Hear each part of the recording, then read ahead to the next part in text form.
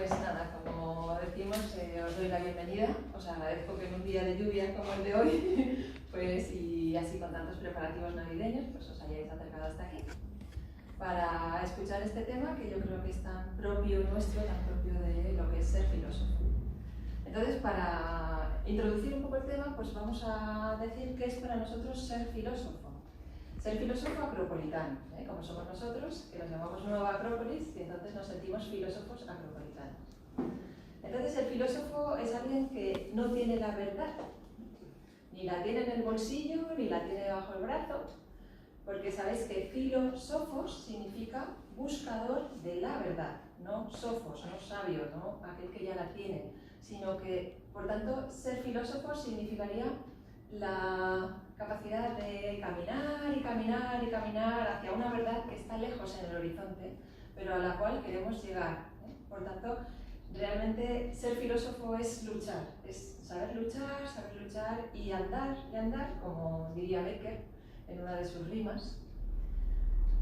Y entonces nosotros nos sentimos como si ser filósofo fuese como estar erguido como una lanza, caminando contra el viento, a través de la niebla, más allá de lo conocido y lo desconocido.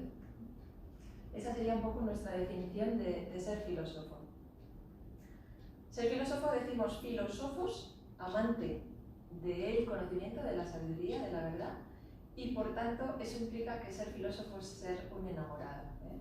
Los enamorados a veces no son personas muy racionales, muy inteligentes, que hacen cosas que a veces parecen locuras, pero podemos considerar que una persona enamorada es una persona que tiene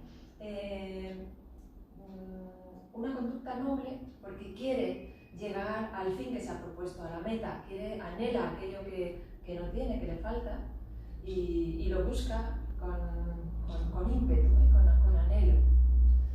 Entonces eso sería la definición de qué es un filósofo como nosotros lo entendemos. Y ahora ya me gustaría un poco entrar en el tema que nos ocupa hoy, que es el misterioso arte de vencer. Y lo primero que tenemos que decir es qué es vencer para nosotros. Porque vencer, no estamos hablando de vencer sobre nadie, no estamos hablando de derribar puertas, de tirar abajo murallas, ni estamos hablando de hacer o de sentir que hay otras personas que son más débiles que nosotros, sino que sería algo muchísimo más profundo. El fundador de esta escuela de filosofía, él decía que tenemos que buscar la felicidad, pero que la felicidad no puede estar basada en la infelicidad de los demás. Y eso que parece una verdad fácil, pues no es tan sencillo de lograr, porque en general en este mundo materialista muchas veces lo que nos damos cuenta es de que nuestra felicidad se basa un poco en la infelicidad de los demás. Pensemos en una persona que vende zapatos. Cuanto más caros venda los zapatos, más satisfecho se va a sentir, pero cuanto más caros venda esos zapatos, la persona que los compre más infeliz se va a sentir, porque más tiene que gastar. Por tanto, estamos supeditando nuestros logros o nuestra felicidad a un perjuicio mayor o menor hacia otras personas. Entonces, qué difícil es el que nuestra propia satisfacción personal, que nuestra felicidad no esté condicionando la felicidad de los demás. De manera que podríamos decir que el arte de vencer sería el arte de llegar a las metas que nos hemos propuesto, pero sin pisar a nadie, sin pasar por encima de nadie, sin utilizar a los demás como escalones, sin enfrentarnos a aquellas personas que aparentemente nos están cerrando el paso, sino sencillamente ir a buscar aquellas metas que nosotros queremos conseguir.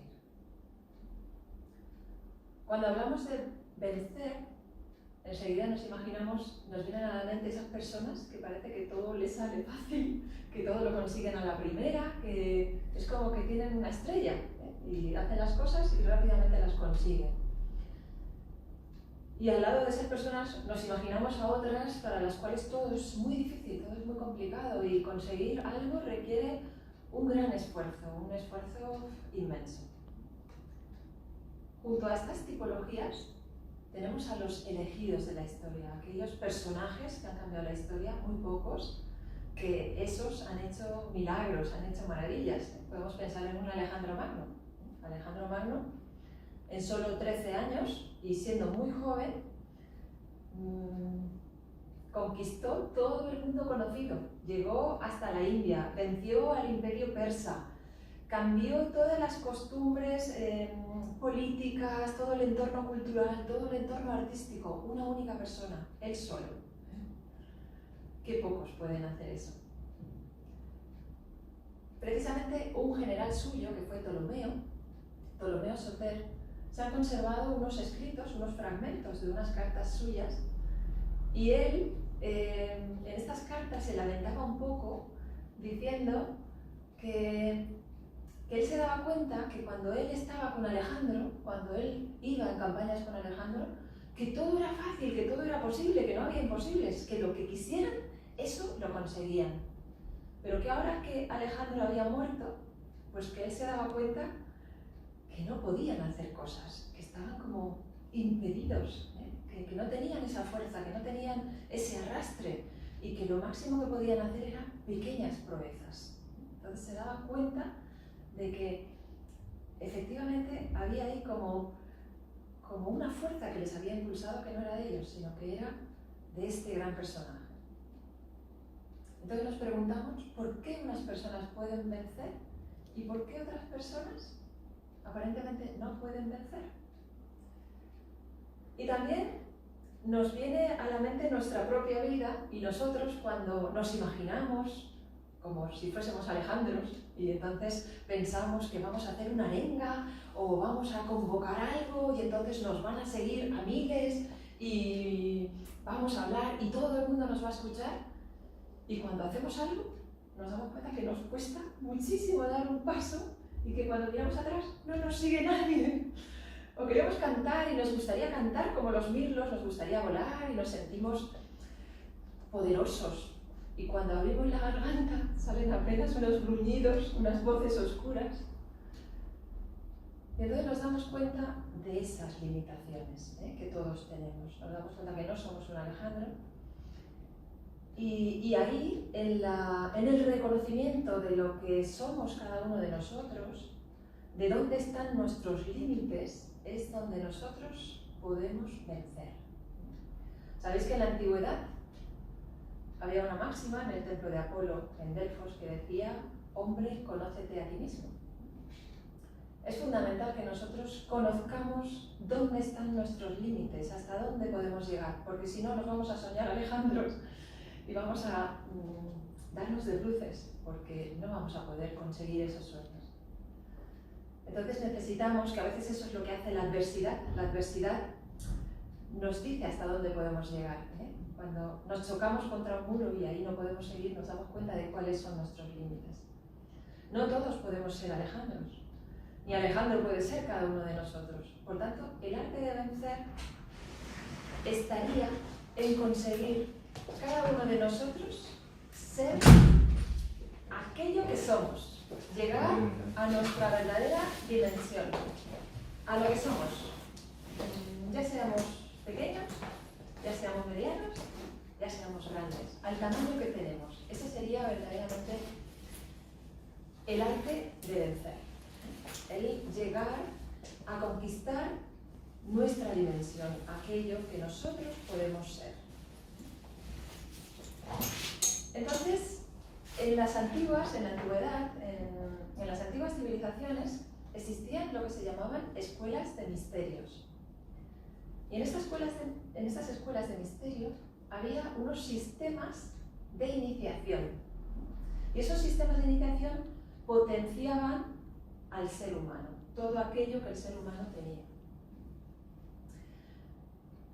Pero no os imaginéis que estos sistemas, que ahora que estamos muy acostumbrados a querer la receta, la fórmula mágica, el protocolo, y entonces nos imaginamos a Pitágoras o a Platón y diciéndonos, pues mira, tienes que dormir tantas horas, tienes que seguir este régimen de sueño, tienes que seguir este régimen de comidas, tienes que hacer estos ejercicios. Y claro, si sigues este protocolo, entonces vas a conseguir llegar a esa meta. No era tan fácil, porque si fuese tan fácil, muchos hubiesen llegado y muchos nos hubiésemos conquistado. Y muy pocos fueron iniciados en esos misterios. Por tanto, no es tanto una cuestión de fórmulas, sino que sería más una cuestión de el valor que tiene cada ser humano. Cada uno de nosotros que somos una pizca de Dios enamorado, ese ser humano hay que devolverle el valor que tiene y no confiar tanto en los sistemas. Muchas veces cuando nosotros tenemos un problema, decimos, o hay un problema social, decimos, es el gobierno, es la administración, es el Estado. Y si tenemos problemas monetarios, decimos, es el Ministerio de Economía que no se ocupa. Y siempre es algo impersonal a quien nosotros estamos echando la culpa. Pero, ¿y si cuando algo no nos sale bien, y si pudiésemos pensar, ¿no seré yo? ¿No serás tú? ¿No será aquel? ¿No será algo humano más que de un sistema? ¿No seremos nosotros? Y eso realmente nos puede ayudar. Por tanto, en estos sistemas de iniciación, en realidad, no se trataba de dar muchos conocimientos al candidato, ni se trataba de contarle y descubrirle verdades misteriosísimas, cosas enigmáticas, sino que más bien se trataba de limpiarlo, de lavarlo de todas las cosas del mundo que se le habían pegado, de todos los temores, incertidumbres, de todas aquellas cosas que le estaban lastrando como ser humano. Entonces, cuando conseguía lavarse de todo eso, realmente se producía un resurgir dentro del ser humano, se producía lo que se llama educación, educir los valores que cada ser humano tenía dentro y poder sacarlos, poder expresarlos. De manera que se producía lo que ellos llamaban la epopteia, el poder llegar hasta el final de las cosas, hasta el lugar más elevado de la conciencia. Entonces ese era un poco el camino que seguía de alguna manera estos sistemas de iniciación. Y hay un gran filósofo neoplatónico que fue Plotino, que Plotino nos deja una alegoría que es muy bonita, porque dice que el ser humano sería como un diamante. Lo que ocurre es que al encarnar en la Tierra, ese diamante ha quedado cubierto por el barro. Entonces es un diamante que no se ve porque está lleno de barro. Entonces el trabajo del ser humano consistiría en ir limpiando ese barro para que detrás o debajo vaya apareciendo ese diamante que refulja con toda su luz. Los antiguos, en sus edificios, también nos han dejado imágenes que nos ayudan a expresar esta idea. Si vosotros pensáis en una columna, las columnas no abren sus capiteles en la base. La columna abre el capitel arriba, a muchos metros de altura.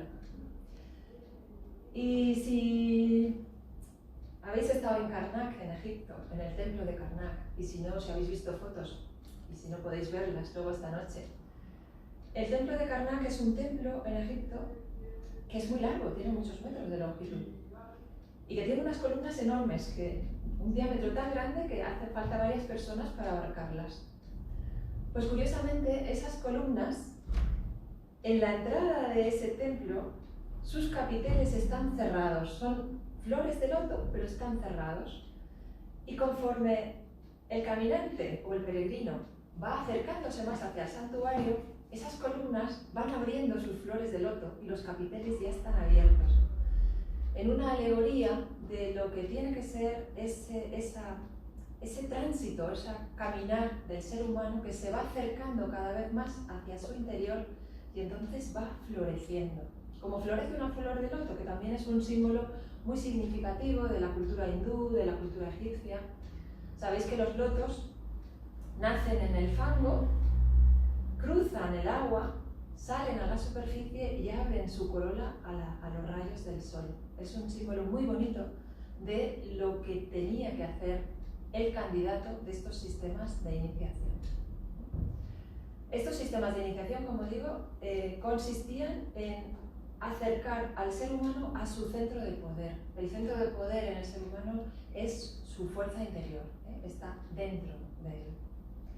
Y estos sistemas sometían al candidato a duras pruebas, Como decimos, no era una receta que uno coge y entonces sigue así voluntariamente, sino que verdaderamente la persona que quería iniciarse en estos misterios tenía que ser probada. Y era probada en 4 como grupos de pruebas. Estaban las pruebas correspondientes al elemento físico, al elemento tierra, las pruebas correspondientes al elemento agua, al elemento aire y al elemento fuego. Estos 4 elementos de la antigüedad clásica son simbólicos, hacen referencia externamente a esos elementos, a la tierra, al agua, al aire, al fuego, pero internamente están haciendo referencia a 4 aspectos del ser humano, que están relacionados: la tierra con el cuerpo físico, el agua con la parte energética del ser humano,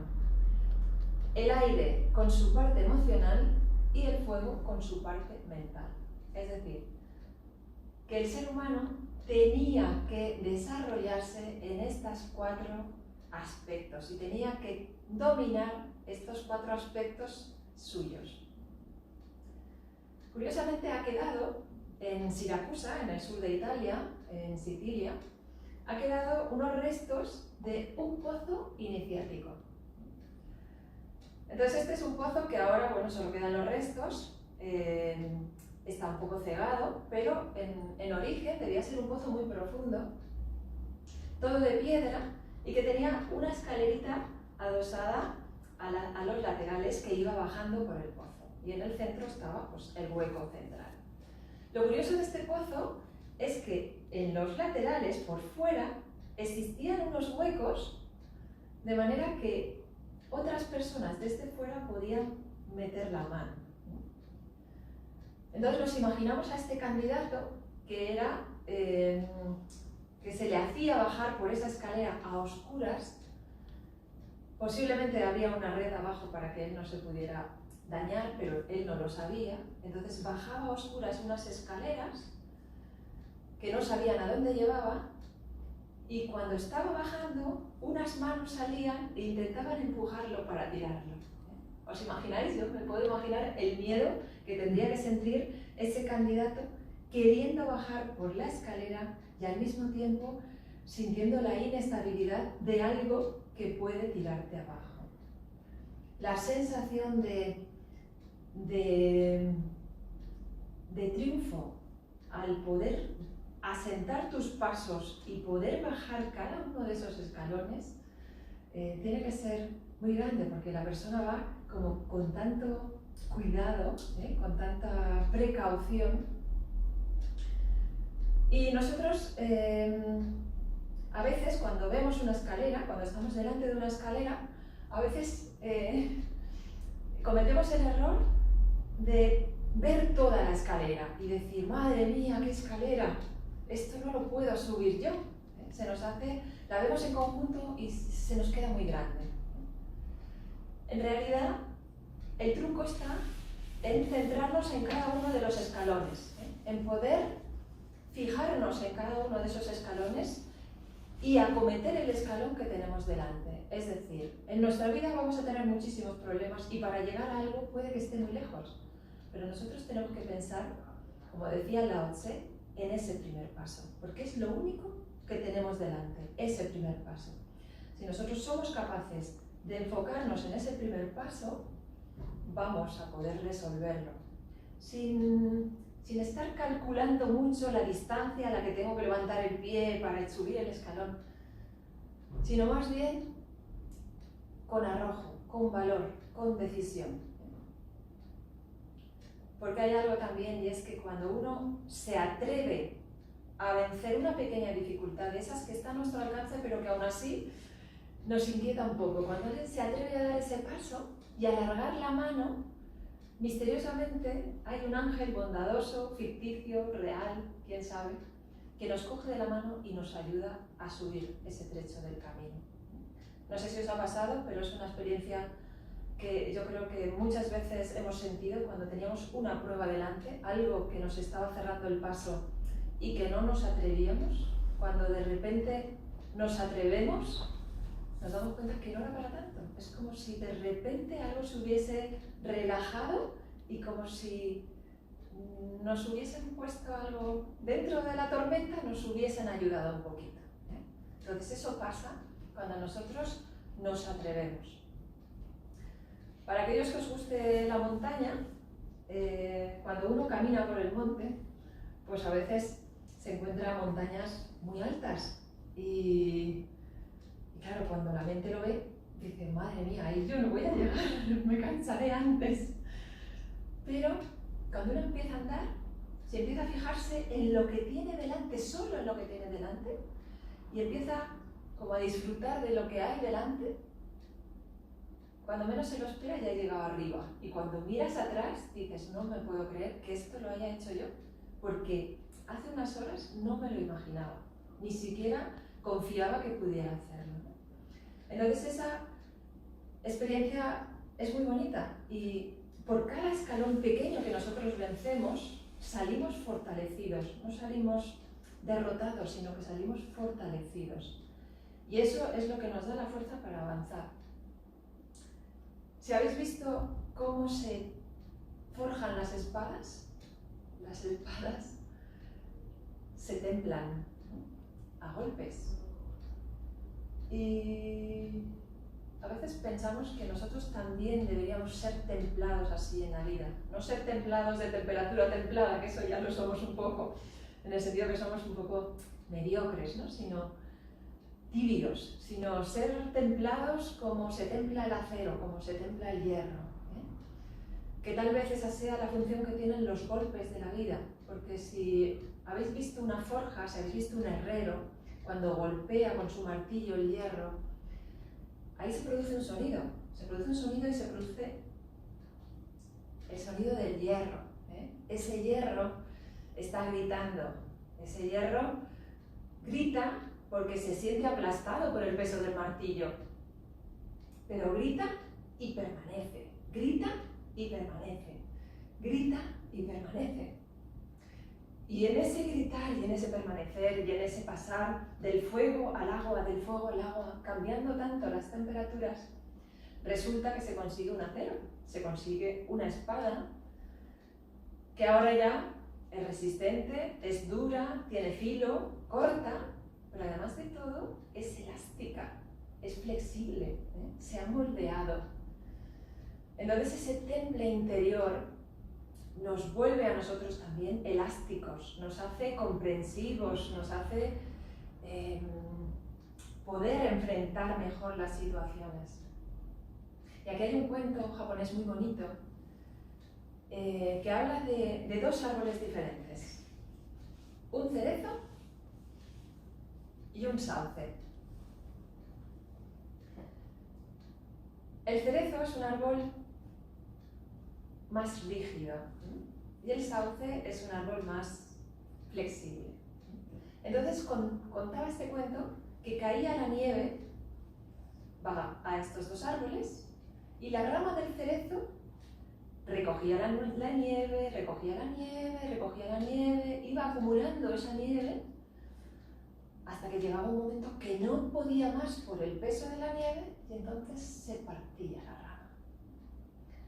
Sin embargo, la rama del sauce, iba acumulando la nieve, iba acumulando la nieve, iba acumulando la nieve, y conforme acumulaba la nieve, se iba inclinando por el peso de la nieve, hasta que ya no podía más, soltaba la nieve y recuperaba la posición.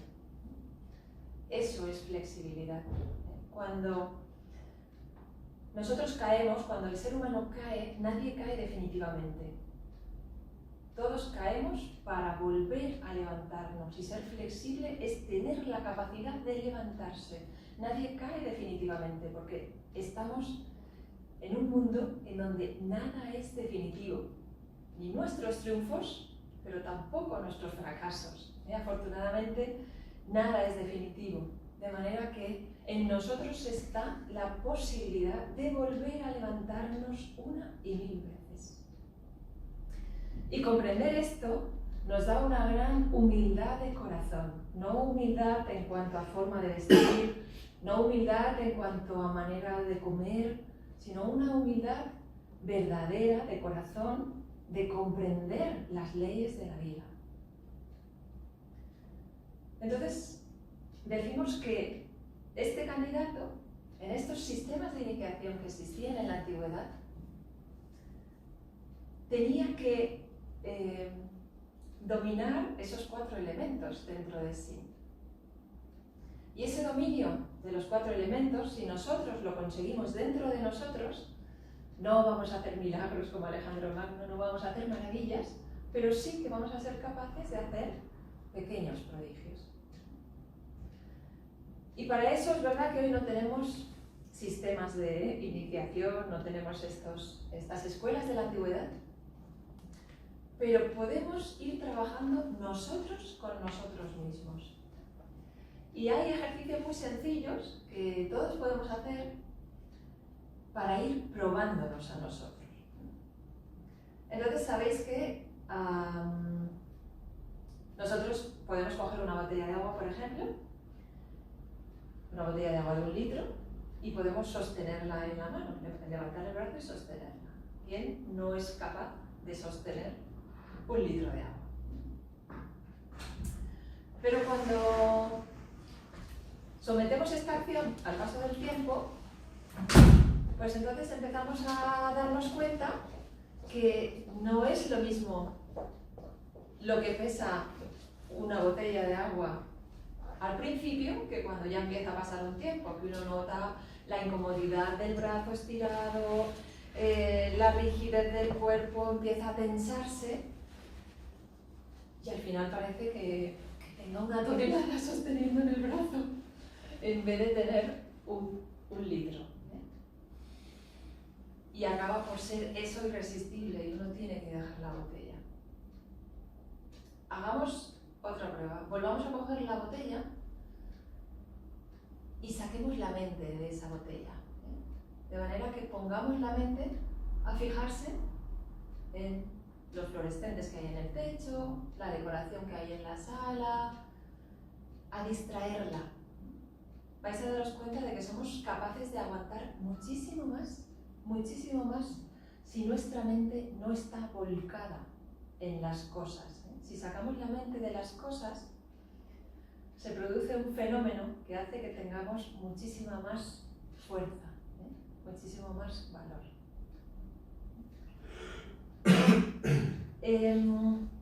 Estos ejercicios nos pueden servir para fortalecer nuestra voluntad. Nuestra voluntad no es para restregarla en la cara de nadie y decir, mira, yo tengo voluntad, yo puedo hacer esto y tú no, sino que nuestra voluntad tiene que ser algo que marche sola, que marche en silencio, que sea nuestro triunfo. Nosotros tenemos que sentir, como decimos, un cierto orgullo interior, un sano orgullo, no un mal orgullo, sino un sano orgullo, y dejar de esperar que los sistemas nos resuelvan las cosas. Tenemos que volver de nuevo a confiar en el valor del ser humano y a tener la osadía de cuando algo no nos sale, no ceder. Y querer volver a repetirlo para conseguirlo. Y cuando la adversidad está delante, resistir un poco más. Resistir un poco más es algo que nosotros nos tenemos que decir a nosotros mismos. No se trata de resistir 5 minutos, de resistir 1 hora, de resistir un día, de resistir un mes, de resistir toda una vida. Se trata de que nosotros, cuando llega la adversidad, digamos, voy a aguantar un poquito más. Y detrás de ese poquito más, voy a aguantar otro poquito más. Y así, de poquito a poquito, en realidad podemos sumar tiempos muy grandes. Y podemos realmente pasar ese momento de adversidad. Porque sucede una cosa muy curiosa, y es que el tiempo y el espacio, como sabemos, son curvos. no son lineales. Si vosotros hacéis la prueba y ponéis el coche en una curva y miráis por el retrovisor, no podéis ver el camino, porque el camino está en curva y el retrovisor lo único que os señala es una línea recta hacia atrás. Igual que si estáis en el coche y miráis hacia adelante, tampoco veréis el camino. La proyección que nos estamos haciendo del momento presente no es la realidad. La realidad es un espacio curvo en donde las circunstancias cambian, avanzan, se resuelven, de manera que resistiendo un poquito más podemos solucionar una prueba. Pero si a la mente le decimos 10 minutos, 1 hora, un día, se va a venir abajo porque va a ver la escalera entera y va a decir, eso no lo puedo hacer. No digamos eso, digamos un poquito más. No cederé, voy a resistir un poquito más.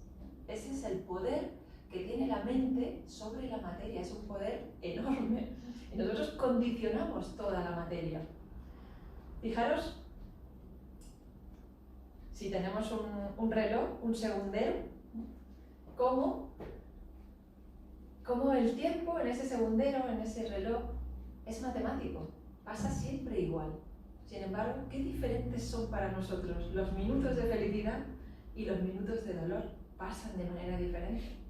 Podemos hacer la prueba, podemos hacer la prueba o nos ha pasado muchas veces, ¿no? Si vamos al aeropuerto y vamos a recibir a una persona que hace muchísimo tiempo que no vemos y que la queremos muchísimo y ha aterrizado el avión y parece que nunca llega, que el tiempo se hace eterno. Y uno diría, se ha detenido el tiempo, no pasa el reloj. Sin embargo, cuando vamos con la misma persona a despedirla, parece que el tiempo va muy rápido y digo, ¿pero por qué? Que ya se tiene que ir. Es el mismo tiempo, pasa igual, al mismo ritmo. Somos nosotros los que hacemos o creemos que las cosas tienen una dimensión diferente por el valor que le damos, por cómo nos acercamos a esa realidad. Si nosotros vivimos las cosas con demasiado fervor, con demasiado apasionamiento, con demasiado deseo, las cosas se nos van a hacer muy lejanas, parece que no van a llegar nunca. Tenemos que darle a las cosas el valor que tienen. Si le damos a la vida el valor que tienen, vamos a poder enfrentarlas muchísimo mejor. En general, nosotros hoy vivimos en un mundo en donde estamos obligados a correr detrás de cosas que se desvanecen. Necesitamos la casa que no tenemos, el coche que tampoco tenemos, una nevera que ha salido, que ahora hace los cubitos redondos, el último móvil, la última tecnología, porque ya se nos ha quedado todo viejo. Y andamos desesperadamente detrás de cosas que nos producen una gran insatisfacción cuando las hemos conseguido. Por eso de que vivimos en un sistema consumista. Pero tal vez la clave sería en conseguir estar en paz con lo que tenemos, no desear nada más. Sentirnos bien con lo que somos y con lo que tenemos. No para quedarnos inmóviles, nadie habla de no tener algo más, de no crecer por dentro, de no conseguir cosas, pero sí de no partir de una sensación de insatisfacción, de tener como una valoración de lo que somos ahora, de manera objetiva de lo que somos y de lo que podemos llegar a ser. Y si tenemos esa valoración y nos sentimos bien como estamos, vamos a poder llegar mucho más lejos. Porque decíamos que no se trata de competir con nadie, no se trata de compararnos con nadie. Esto no es una carrera, sino que cada ser humano tiene que lograr sus logros por sí mismo y solo le pertenecen a él. hemos dicho, tenemos que saber dónde están nuestros límites y qué podemos hacer. Pero también tenemos que saber que nosotros podemos hacer tanto más de lo que cree nuestra mente, que hay tantas potencialidades, tantas cosas, que somos muchísimo más fuertes, que somos muchísimo más valientes, que nos atrevemos a muchísimas más cosas, que no estamos tan limitados como creemos. No somos Alejandro, no lo vamos a ser, pero tenemos tantas potencialidades que verdaderamente tenemos que desarrollar esas potencialidades.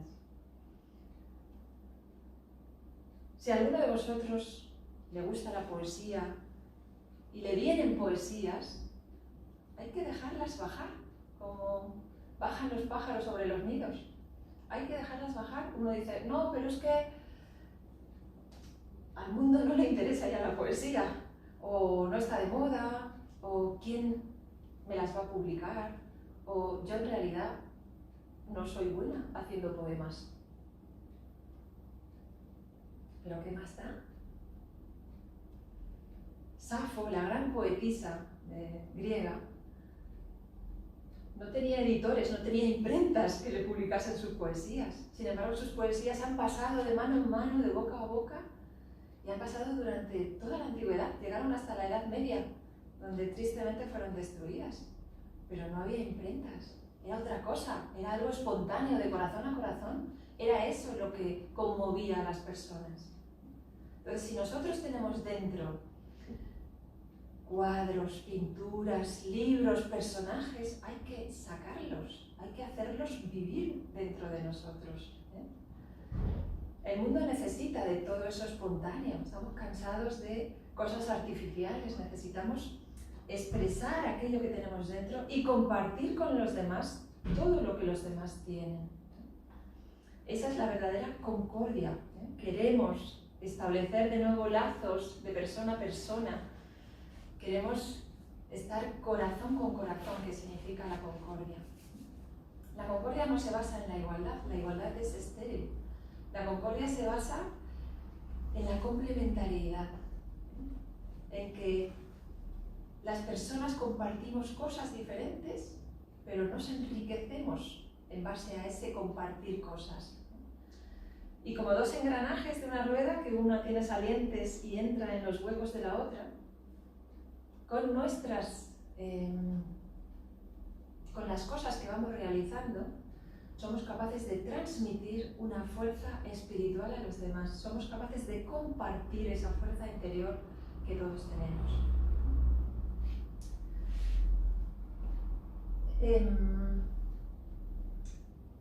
Está, como decimos, el juez o el juicio de la opinión pública, que igual considera que nuestros cuadros no son muy buenos, nuestros poemas no son muy buenos, etc. Pero a pesar de ello, nosotros tenemos que dedicarnos a aquello que nos gusta, a aquello que creemos. Si nos gusta la mecánica, si es la artesanía, cualquier cosa. Porque hay un juez muchísimo mayor que el juez externo. Es un juez muy grande, tan grande que no podemos abarcarlo. Es un juez tan bueno que tiene una piedad infinita. Es un juez tan justo que es capaz de leer en los corazones que han movido cada uno de nuestros actos. Es capaz de leer las intenciones que estaban detrás de todo aquello que hemos hecho. Y ese juez es un juez que verdaderamente nos va a coger en un manto todos aquellos logros que hemos tenido, todas las cosas que hemos hecho bien, pero que también va a arropar todas aquellas ilusiones que no hemos hecho, esos libros que no hemos escrito, esas oportunidades que se nos pasaron, esos cariños o esa ternura de la que no hemos disfrutado, y que lo va a guardar ahí, en un mundo de redención sublime, para que nosotros, en un futuro más o menos cercano, seamos capaces de realizarlos. Ahí están todos nuestros sueños esperándonos.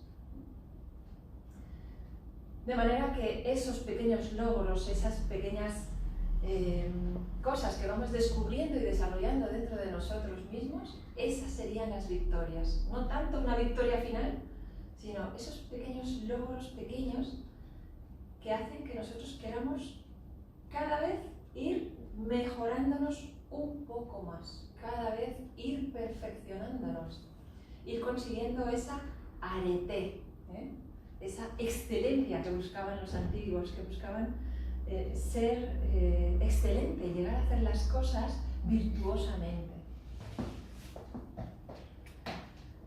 Cada uno de nosotros tiene que encontrar su lugar, cada uno de nosotros tiene que encontrar aquello que necesita realizar. Cada uno de nosotros tiene que buscar su luz, pero tiene que encontrar su lugar sin herir a nadie. Y tiene que encender su propia luz sin usar la cera de los demás, sino usando su propia cera. Fijaros que nosotros muchas veces tenemos un dilema, que es el mismo dilema que tenía Aquiles. Tenemos una vela, pero si encendemos la vela se va a consumir. Entonces, si queremos tener luz, tenemos que consumir la vela. Si queremos mantener la vela, tenemos que vivir a oscuras. ¿Os acordáis de la elección de Aquiles? Una vida larga, pero gris, tediosa, aburrida, o una vida corta, pero intensa, con hazañas, con gloria. He ahí la elección. Y también nosotros en la vida tenemos que elegir así qué queremos hacer con nuestra vida. Queremos conservarla, queremos que no se gaste, pero eso es irreal. Ya os digo que es irreal porque ya decían los antiguos, omnia transit, todo pasa, todo va marchando. Es imposible que nosotros podamos guardar algo. ¿Vosotros creéis que si Julio César, en el famoso Idus de marzo, no hubiese ido al Senado, donde fue asesinado, estaría hoy vivo entre nosotros? No. Si Alejandro no hubiese salido a conquistar el mundo, ¿seguiría vivo hoy? No. Omnia transit, todo pasa. Es imposible no seguir esa marcha de la vida que nos lleva hacia algún sitio, que nos lleva hacia un destino, que lleva todo hacia un destino. Asociémonos al destino. Es lo más inteligente, asociarse a ese destino. Como hacen las aguas, que las aguas corren y tienen siempre su sentido de ir hacia el mar. Ellas saben hacia dónde tienen que ir hacia el mar. ¿Y cuáles son las aguas más puras? ¿Cuáles son las aguas más limpias? ¿Cuáles son las aguas más transparentes? Son las aguas que bajan de las montañas. Esas aguas que bajan de las montañas bajan cantando, son aguas cantarinas, pero bajan cantando porque van rompiendo contra todas las piedras, van chocando contra todas las piedras y caen en enormes cascadas que se deshacen en grandes espumas. Esas son las aguas más limpias, las aguas que todo ser humano quiere beber y las aguas en donde todos los seres vivos quieren vivir, todos los peces. En contraposición tenemos las otras aguas, las aguas cobardes, las aguas que se quieren quedar quietas, estancadas, en el remanso. Pero esas aguas, más pronto o más tarde, están condenadas a pudrirse. Y son aguas en donde no puede haber vida en ellos. Nadie puede vivir en esas aguas. Debemos hacer de nuestro mundo un mundo verdaderamente glorioso, hermoso, muy elevado, donde quieran habitar los seres. ¿Qué seres? Las grandes ideas, los grandes sentimientos que quieran estar con nosotros y que quieran decir, yo soy una gran idea y vivo en un ser que es libre, porque nuestras ideas, nuestros sentimientos no tienen que ser aprisionados por nosotros, se tienen que sentir libres, tienen que ser capaces de decir, vivo en un ser que es libre. ¿Y no creéis que ser libre, sentirse libre, es haber vencido un poco, aunque sea? Sentirse un poco más libre, con un poco más de concordia, con un poco más de alegría. ¿No será eso la victoria? ¿No será eso vencer? Es verdad que nadie puede vencer por nosotros y nosotros no podemos vencer por otros. Cada uno tiene que hacer este proceso de manera individual. Pero sí que es verdad que nosotros podemos ser grandes catalizadores. Igual que fue Alejandro Magno para sus hombres, ¿os acordáis que lo que decía Ptolomeo Soter? Que se daba cuenta que había habido una gran personalidad que los había arrastrado a hacer cosas que ellos creían que no podían. Igual que hacían estos sistemas de iniciación, que eran capaces de sacar de la gente potencias y fuerzas que creían que no tenían. Nosotros, con nuestro ejemplo de superación, con nuestra propia vida, podemos ser catalizadores de la fuerza de los demás y podemos demostrar que sí se puede, claro que se puede. Por tanto, no hay que dejarse caer de rodillas. Caer es solo para levantarse una y otra vez, una y mil veces, levantarse siempre. Puede que la vida nos dé empujones y nos tire abajo, pero siempre es para volver a levantarse. Tenemos que aprender a utilizar nuestras manos como alas o como garras para agarrarnos a los costados de la historia y marchar con ella. Todos vamos a morir y tal vez todos vamos a renacer. ¿Sabéis que los antiguos hindúes hablaban de esa rueda de samsara, de los renacimientos, a la que decían que todos estamos sujetos? Es verdad, pero todos estamos sujetos también a nuestra propia voluntad. Y eso es algo que nadie nos puede quitar. Entonces esa es la fuerza que duerme dentro de nosotros. Quiero acordarme ahora de Leónidas, no sé si os acordáis de Leónidas y sus 300 espartanos que lucharon en la batalla de las Termópilas contra el ejército persa, hace muchos años ya. Leónidas no miró, no calculó el número de persas que tenía delante. Sencillamente se apostó ahí delante de las Termópilas porque él tenía que defender Atenas, todo el tesoro cultural y artístico de Atenas. Hay una inscripción que ponía en la antigüedad, una vez que pasó este episodio, que decía: caminante, si vas a Esparta, di que aquí han muerto estos hombres por cumplir sus leyes. Leónidas solo consiguió 3 días, resistió un poquito más, solo un poquito más. En realidad había 1 millón de persas, con lo cual todo lo que Leónidas y sus hombres aguantaron fueron 3 días, pero esos 3 días sirvieron para salvar tantas cosas en Atenas y para algo muchísimo más importante, que fue cambiar el signo de la batalla. De manera que los griegos acabaron venciendo en la batalla final, gracias a ese resistir un poquito más que aplicaron Leónidas y sus hombres. ¿Dónde están esos hombres? ¿Dónde están esos seres como Leónidas? ¿Han muerto? No han muerto. Están dentro de cada uno de nosotros. Cada uno de nosotros tiene la capacidad de ser un héroe, como fue Leónidas. Y como fueron sus hombres, esos hombres tan magníficos, que cuando estaban antes de empezar la batalla, ese mismo día, le dijeron a Leónidas: Leónidas, ¿quieres que preparemos una buena comida para estar fuertes y potentes ante este enemigo que nos viene? Y Leónidas dijo: no hace falta, comed liviano, porque esta noche tenemos un gran banquete. Esta noche cenamos todos con Plutón, el dios de la muerte. Y los soldados no les entró el miedo, tan solo dijeron: pero ¿y tú? ¿Tú dónde vas a estar?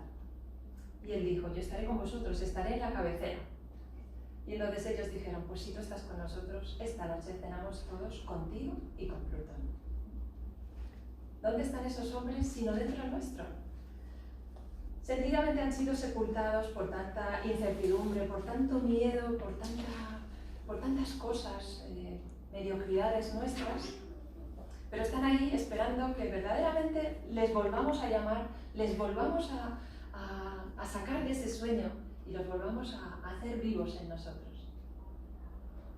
Así, de esa manera, podremos ir caminando hacia un horizonte que no está tan lejano. Caminando en concordia, corazón con corazón, cada uno de nosotros haciendo latir nuestros corazones al son de nuestra marcha, mientras escuchamos que alguien grita, victoria, victoria, victoria. Porque la victoria no es algo físico, la victoria es algo eterno, la victoria es un estado de conciencia. Gracias.